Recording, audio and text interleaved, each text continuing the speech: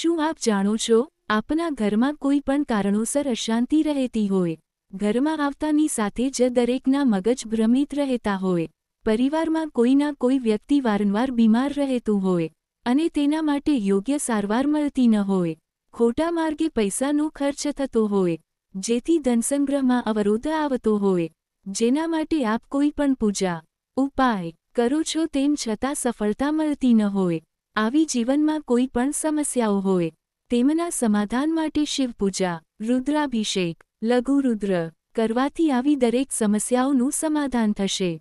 વિશેષ માહિતી અને સમાધાન મેળવવા માટે સંપર્ક કરો અથવા અમારા મોબાઈલ નંબર પર સમસ્યાઓ લખીને મોકલો અને સમાધાન મેળવો.